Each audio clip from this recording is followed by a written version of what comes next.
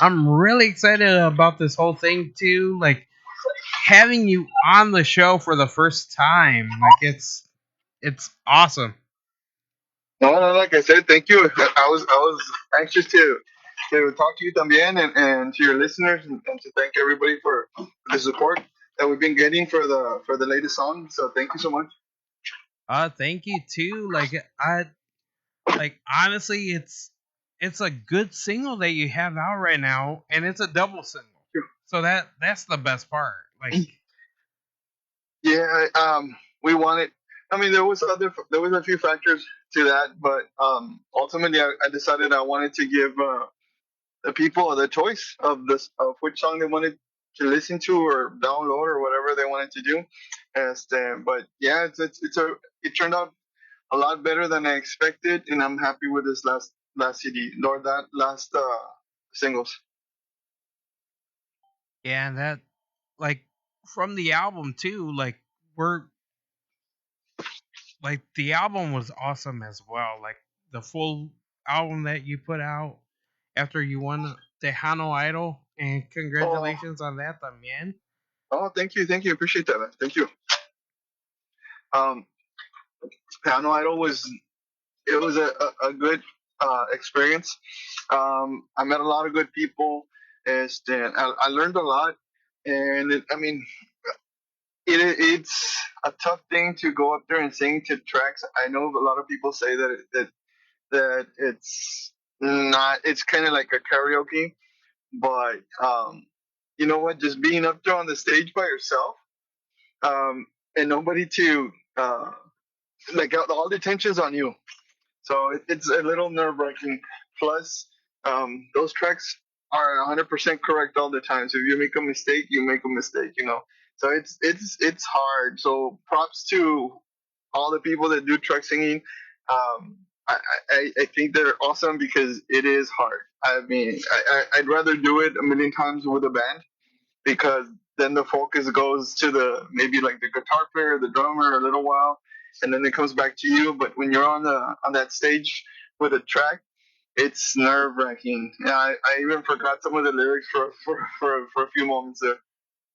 Oh man, that has like that's what we were talking about. Me and another person about tracks versus a band, and Mhm. I was like, well, a lot of bands are using backing tracks as well. Like it kind of helps out. Yeah, I think there's a lot of things that you can that are pre-recorded that you might not have in the band. It's like an instrument or a sound or anything, something like that. And I mean, I'm not against it because there are sounds that you might want to record and you can't. Sometimes it doesn't make sense money wise to take a 10-piece band. So you might put some horns in there or some type of exotic instrument, that not a lot of people play, but you got to record it on a song. So you're not going to take a mandolin player to play one song. So if they add it to a track, I mean, I'm not against it. Yeah, with me, like I just started figuring out about click tracks and like how it's gonna help out and like just doing that little. I do a lot of research using like the added tracks and all that like that. That's Hmm. that's part of my little hobby. And Yeah, plus like everything being digital and like oh my god, click tracks are so much better now. Like there's cue points right now. Like I can't help. yeah, yeah. Well, I mean, a lot of times it's kind of like I think back to the drum machines and the drum sounds like that. There's the drum machine in a lot of bands, like real big bands, and I mean, I don't see anything wrong with that. So I don't see why anybody would really I don't be against maybe like another instrument being played in the background digitally. And as long as the rest of the band is there, they're playing their instruments, they're doing everything else live, the singers live, everybody else is live. As long as they're doing their job and entertaining the crowd and making everybody happy, I think that's a good deal. Yeah. And we got a lot of listeners in the Midwest listening in. and Mm-hmm. they're asking, Saludos. uh, how do you get started? How do you start singing now? And Um, the singing was not it was not planned. Um, my mom wanted me to sing because she sang, so she wanted me to sing, and she tried to push me into singing, but I was always very shy, and um, I never really wanted to be the main focus on that stage. So I started playing drums when I was very young. I think it was about 13 or 14, and so that I was super happy. I was comfortable being in the back, just doing my part. But some years later, I ended up with another band, just wanting to learn sound really, and they knew I played drums. So the drummer didn't show up one day, asked me to play drums. The singer didn't show up, and the drummer, and they said, "Can you follow along on the drums?" I said, "Yeah, I'll do it." So I did it, and they liked the way I sang as well. And the owner of the band invited me to sing one song during an event, and I went up there. I sang the song, and just the reaction from the crowd and the feeling that I got from being up in the front, I was like, wow, this is actually pretty cool. You know, I might want to do this someday. And like not even a year later, I was with a band and that I fronted for about 8 years, and we did. I mean, I don't know, for that 8 years we did I don't know how many quinceañeras and weddings, and we played a club for about a year with a house band. I mean, we did a lot, so I learned a lot, and I learned to love the singing. I learned to love the craft, and I feel that even after all these years, I'm still learning, and little things here, little things there from other people.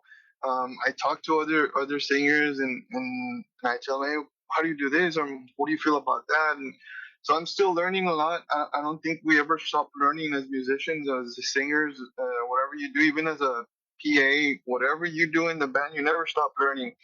And if you feel like you've learned everything, then you've already failed, because there's so much more to learn. And I feel like we can all use some instruction, some guidance to keep moving forward and to keep getting better every day.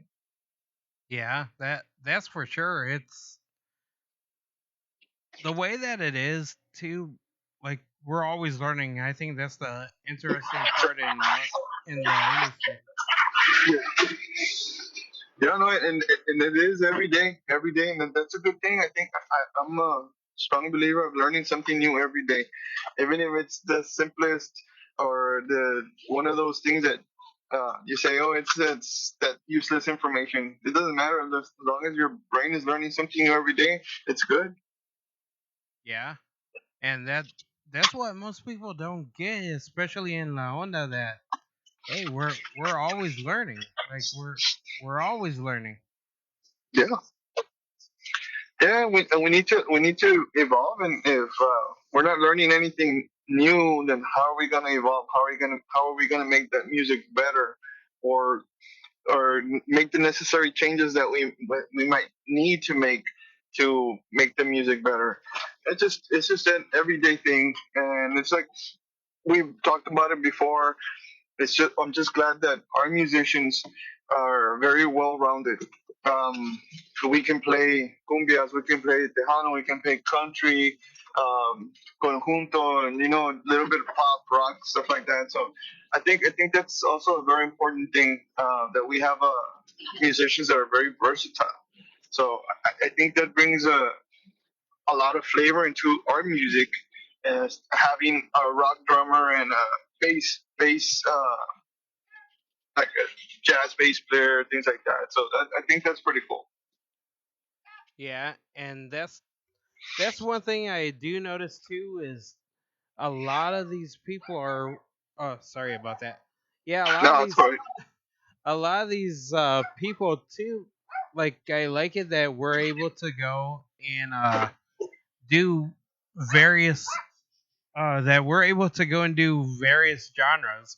I think that's what makes Tejano like what it is we're able to go all over the place. Yeah, I think the thing that makes it very unique for us is that when they hire us to do a quinceañera, per se. We're gonna do a quinceañera, and they want to hear cumbias. They want to hear the Tejano. They want to hear the country. They want to hear the old, uh, uh, old style music like the Jose Jose and all these other genres and stuff like that. So we need to be versatile. But when it comes down to creating original stuff, I think that's when that makes us stronger, because we have all those different backgrounds. So we're not, I mean, we are Tejano, but we have a lot of different influences, which makes the music more interesting. Because I've heard in a lot of the bands they'll have like either a jazz guitarist or a jazz bass player, and you hear that influence being infused into the music, and it creates some beautiful stuff, man. And I love the fact that that happens often. So I'm hoping that we can keep that going with our newer generation, so that the music can keep evolving even more every time. Yeah, and just seeing all these up and coming artists because you're also a DJ too, right? On Oh yeah. Mustang. So Yeah, I was working with the guys from Mustang on Radio. Awesome people. I loved it. There's just I guess time constraints now with work and the music and everything. It's just the time is not there anymore. But I would love to go back and do it. I always had fun. Plus, I did mobile DJ many years ago, and I love doing that as well. So I love music. I love music, and I love listening to all genres. And even it's something that I don't listen to a lot. I like listening to the different singers, the way they do different things, and you believe it or not, even from what you're listening to, sometimes on the radio from other people that are singing, you learn certain things. It's like, oh, okay, you know what? And like certain songs, I didn't think I could do a certain song, but you can do it in a little lower octave, and it not very different, and it'll still work out. And I didn't learn that until I was older, and I wish I knew it when I was younger, because it would have helped a lot with a lot of songs that I was afraid to do back then, and now I have the confidence to do them. So I mean, you do learn, you mature, and you grow as a musician, as a singer. So like I said, it's always good to learn something new.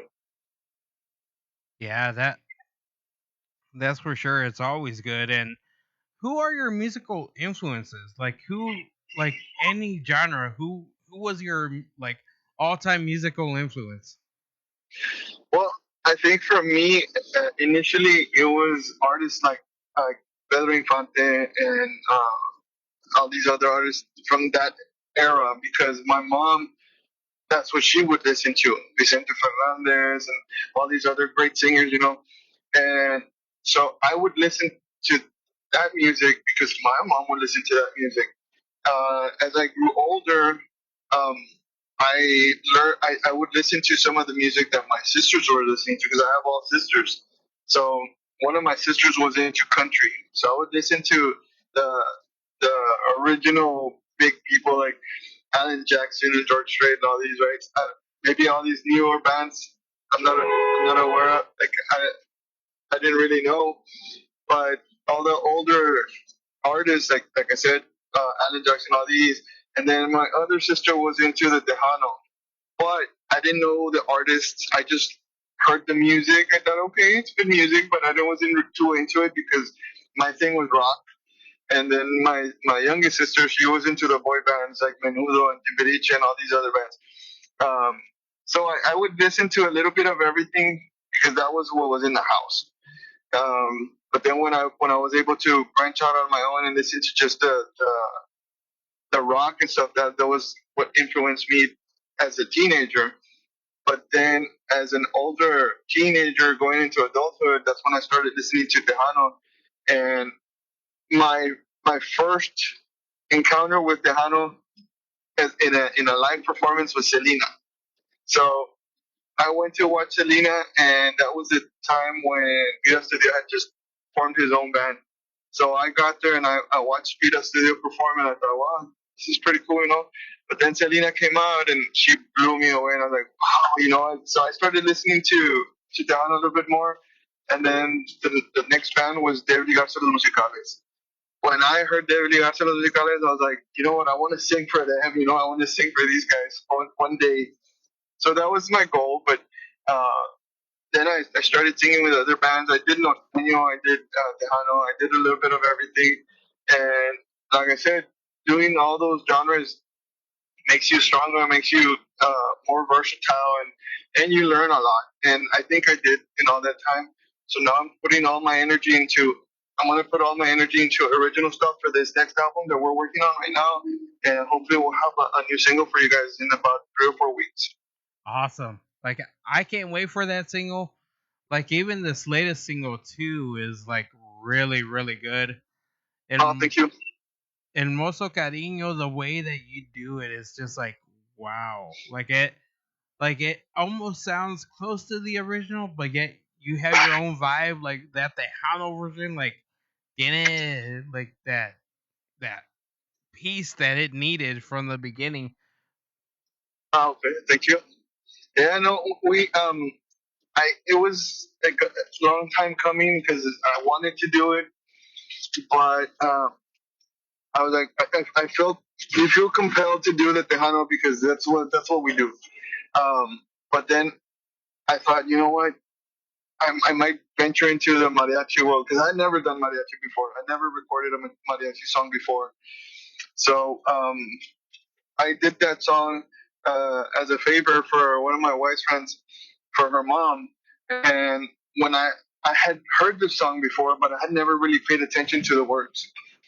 And so as I was practicing the song so I could learn it, I realized how pretty the song is, how nice the words are and everything. But then when I sang it to the lady and she, I mean, I almost saw like I saw that her almost tearing up, and I was like, wow, it's a special song to a lot of people. And it was around the time that Vicente Fernandez was already getting sick, and he was almost at the end, and so I said, you know what, it would be kind of a nice little tribute if I recorded this song in the mariachi style, and so I dared to try it, and um, I had a lot of support from a lot of people who kept telling me, no, it sounds good, you should do it, and this and that. So we finally did it. I decided to do both versions, and I thought, well, we'll give everybody the opportunity to choose what what what style they like the most, and buy it, download it, or listen to it, whatever. Just have a choice. And fortunately, we've had a good response to both, and so I'm very happy with this latest single. Yeah, I'm very happy with it too. Like my whole family was like, "Oh my god, like who is this?" And then once I told them who, and they were like, "Did his voice get better?" I was like, because they loved your voice on the first album. My mom was jamming to it. My aunt, like all my family was jamming to it, and they were Yeah, like, thank you. they were just really impressed by how nice the song is and how you did your own version and how you did your own twist on it. And I was like, that you see, like this is what it's all about. Like it's all about that. Like it's definitely like that. That's how it's supposed to be. Yeah. And that's another thing is that about original songs. I am gonna try and do an original, all original for this next album. But I feel that if a song has not been done in Tejano and it's done, maybe it's from another genre, and we bring it over, we do our own style, we do it like a Tejano or a cumbia. I feel that it might not be an original, but it's an original style, and even then, we try and give it our own feel for the song, we try and make it new. Um, so that's another thing that I've heard a lot of negativity about is doing a cover of a song. But like I said, if we're bringing in a song that has never been done in Tejano, an old song, let's say, like most of them are, then I don't see the problem, um, because we're not. recording the same song over and over and over, you know. So I thought this was so that's why they decided to do this song because I hadn't heard it before done by anybody else. It might have been done, I don't know because I haven't seen it. But I thought, okay, so this is something kind of new, and we'll put our own twist in the songs, and hopefully people like it. And like I said, I mean, we have been pleasantly surprised, and we have had a lot of good response. And I want to thank you and everybody that's been playing the song because I've been looking at the reports, and it's being streamed quite a bit. And I've had a lot of great comments, and just we're just really happy. So I'm so grateful. Thank you. Yeah, and también thank you, compadre, for calling up the show. Any shout outs you want to give? Yeah, no, a lot. The guys from Red Room Records, I mean, they're great guys. We work in a good, easy way. You know, like they're really easy to work with, and they're always they're trying to accommodate me in any which way, especially musically, you know, because I have a vision for the music and they have a vision. But if I feel like anything needs to be changed, they're like 100% behind me. No, no, if you want to do this, yeah, we can do that. Or if they feel that something has to be done in a certain way. But I mean, it's a good give and take, you know. I'm hoping that that's going to make the album the best that we've done so far. So yeah, the guys at Redwood Record, Greg and Anthony, awesome guys. Our promoters, you know, Lila Lisa, you know, Lila Lisa, and Laura, she's been helping out Leona Promotions. Uh, Everybody, all the people that follow us, we have some followers that are 100% behind us, and one of them is our friend is Maggie Pies, and so she's always supporting anything that we do. So shout out to her, and everybody. A shout out to my family. My family is always there. Also, they're always big supporters. Anything I do to them is like I won the greatest award in the world. So thanks to them. All my love to everybody, my wife and everybody, my kids. Um, so no, and like I said, everybody and anybody that plays our music, I really appreciate it, and all the support from all the people that watch the videos, that follow us on Facebook and Instagram, and now TikTok. I finally caved, and I started a TikTok not too long ago. I only have a few videos, but I guess that you can call me a TikToker now, also. All right, So and that's that and now that's awesome. Now go stream his music, follow him on TikTok as well, and like wherever you're on all social media, so that's the best part. So, yeah. I try my best. I don't. I'm gonna try and. I'm gonna try and do at least once a week, just a live, so I can sing a couple of songs or something like that, just so I can always be connected to the followers and the people that support us. Because um, I feel like even if we can't get there out there physically, at least we can do that through the power of the internet, you know, because it can take us almost anywhere, you know. I was talking to some of the guys the other day, and we were listening. I was looking at the places where the music has been streamed, and you know it's amazing to see places like Ecuador and Chile, Philippines, Alaska, like Russia, and of course Mexico and USA, right? But there's streams from a lot of places all over the world, and it's amazing to think that our music is getting out that far, and that it's being enjoyed by people that far. So it's a great feeling. I love I love the fact that it's being played all over. You know, it's influencing other people in other places, and hopefully that the Tejano influence will go into their music also, and it just keeps so it'll keep spreading and spreading, and it'll make our industry and our job. hello, hello. Yes, hello. Okay, Yeah, sorry. Oh, okay. Can you hear me? yeah, now I can hear you.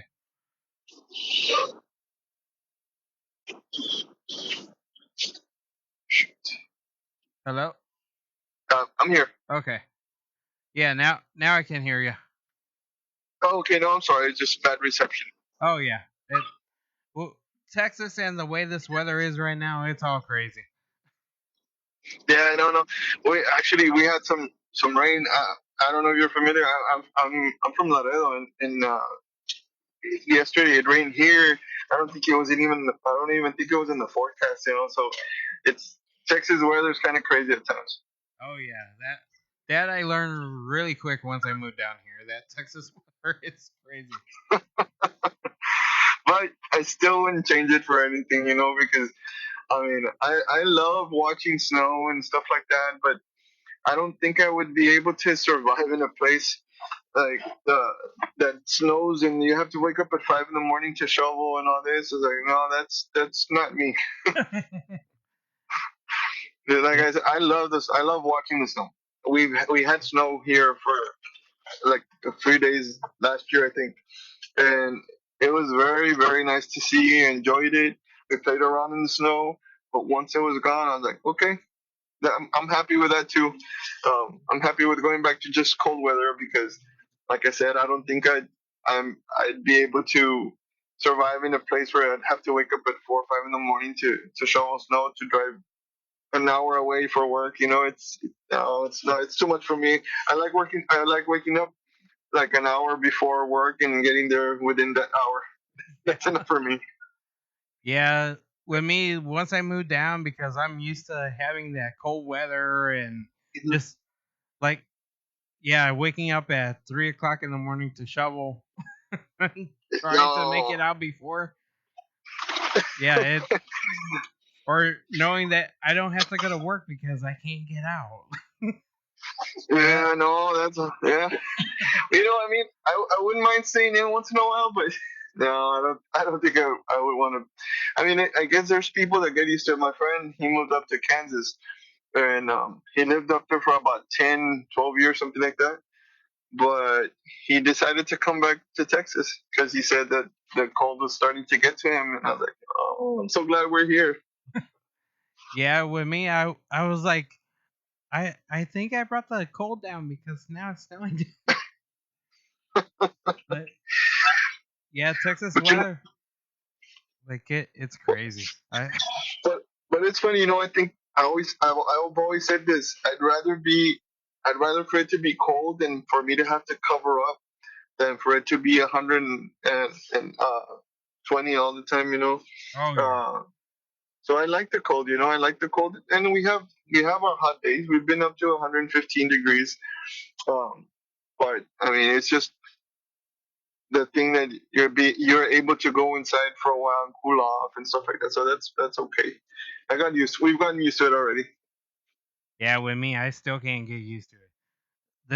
This heat, I'm like I was walking outside and they were like, "Oh yeah, it's only 70. It feels like 100." Like so, I was like, something ain't right here. You'll acclimate soon enough, man. You'll be Yeah, all right. probably I have been here 9 years, but now I still feel like, yeah, I'm gonna melt. Oh, Like I'm like I'm oh no. yeah. Pero I guess it depends on the area.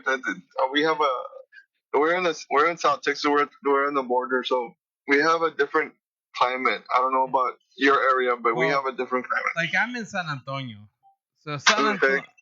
San Antonio, like I'm in a weird part because I'm like here rain goes around my neighborhood for some apparent reason, and I was like, Yeah. well, I know I live on the west side, pero híjole, they're afraid to come over here too. No, but here, and you see, and you're lucky because you're driving. As we're driving home from San Antonio, it's a weird kind of thing that we leave San Antonio and it'll be 94 degrees. Then we're 30 miles away, it's 95. And then we keep getting closer to Laredo and it keeps getting hotter and hotter. By the time we get home, it's 100 degrees. So it's different. It is different. It's a different heat. It's a different temperature. So I don't know. You might see us moving up to San Antonio sometime soon. Yeah, and like now knowing Laredo, like I have been wanting to go down there since I moved down here because I found out that it has like awesome tacos and awesome food, and Yeah. I was like, Sasuke, yeah, I'll bring my friends from Ohio down to Laredo at least so they can see the whole, like they want to see the comida and all that down there, and they were like, there, it has to be better than San Antonio. I'm like, uh, I was like, I'm not even gonna comment. I was, I was, I was like, the closest thing I had to Mexican food was Taco Bell back home. So, but yeah, I'm not gonna knock Taco Bell either because I mean I eat Taco Bell once in a while, but no, it doesn't compare to that real tacos, you know. no, like it doesn't. Pero it's like sometimes you just get that craving that you have to have that Taco Bell taco. Like it has to be there. Once in a while, yeah, you Yeah, get that craving, of course. yeah, but then it's there's nothing like a real fajita taco at that local restaurant. You know, it's always the smaller restaurants that are good. yeah. And that's the one thing I love about Texas is no matter where you're at, there's always gonna be good food everywhere. Oh Like, yeah, but man, thank you for calling up the show. A big shout out to Lila Lisa, Más Chingon Radio también, Leona yeah. Promotions, like that. They helped out big time with this interview. I'm happy I finally got to interview you. No, I'm available anytime, man. Whenever you want to call me up or we want me to call the show, and I'm always ready. I'm always ready to sing. I'm always ready to do everything. I don't dance much, but I'll even dance. Híjole, híjole. Singing and dancing. Now now the ladies are gonna be hitting up the Tejano spotlight page para mirar cómo bailas. Pero you know what? Go to his TikTok and see it. You know, I'm gonna have to do it now. Ahorita I'm gonna get outside the car. I'm gonna dance in the middle of the street. Ya un poquito de atao tao. No, I'm just kidding. There's a lot of cars now. Pero thank you, bro, for calling up the show. Oh no, my This pleasure. this was an awesome night, an awesome interview, and también, if you want, you can introduce your latest single.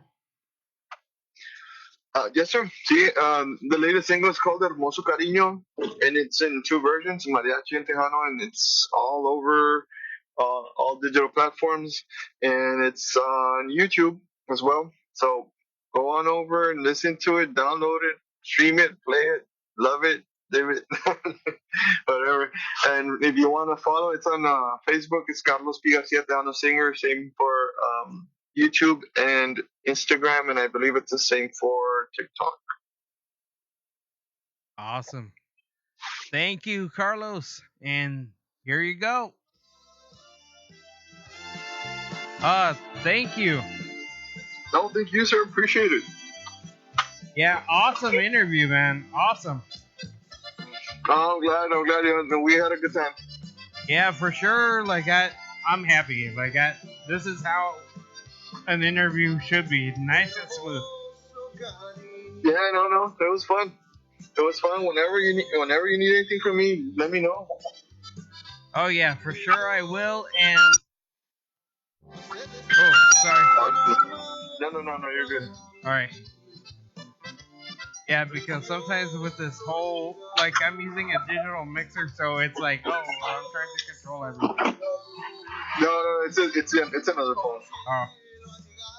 Yeah, but go ahead. yeah, but thank you, and for sure we'll keep in touch. And once your single comes out, automatically it's gonna go on rotation. So, and then, Please, we'll make sure to send it. I don't know who's sending you the music, see Lila or Laura, but oh, we'll they make both sure are. Like I told them, I'd rather have doubles of everything and make sure. Sí, no, we're ready to send out the music whatever you need. If you don't have any of the other stuff, let me know. También we'll send it over. Awesome, thank you, bro. No, bueno, como quiera, hopefully sometime soon we'll be in the area. I'll give you a call or see if you're available. Oh yeah.